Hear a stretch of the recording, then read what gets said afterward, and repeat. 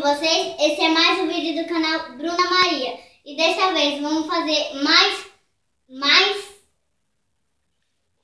um vídeo de desafio. Mas dessa vez não é de pegar coisa, não é de fazer coisa, é dos dois. Vale qualquer coisa. É tipo um desafio, vale tudo. Vamos começar. Agora vamos começar apresentando a Maria. Oi. Gente, eu vou fazer um desafio pra ela. Eu vou fazer um desafio pra ela agora. Pra mim. Eu vou fazer um desafio pra Juju.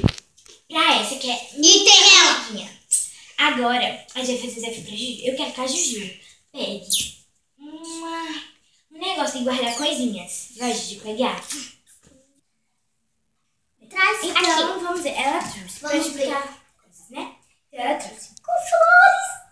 Tá conferido. Conferido. Vamos lá. Agora, eu vou fazer... A Bruna vai fazer pra mim.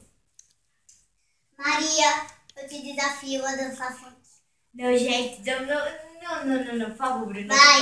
Outra coisa. Tá bom? Eu não sei Eu te dançar. desafio a dançar forró.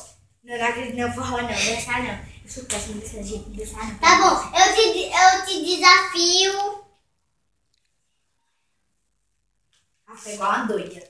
a dançar que nem uma doida. Gente, vamos lá, eu vou dançar igual uma doida, porque eu sou doida mesmo.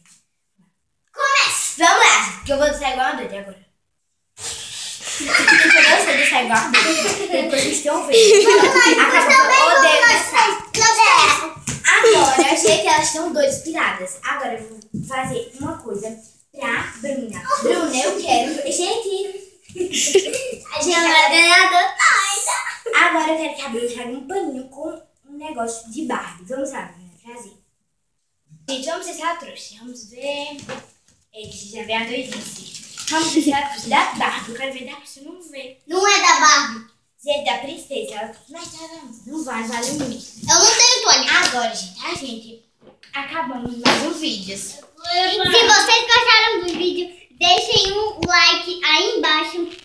Não se esqueçam de se inscrever e comentar sobre o vídeo. E não se esqueçam de compartilhar. Tchau. Vamos ficar igual uma doida. Tchau, até o próximo vídeo.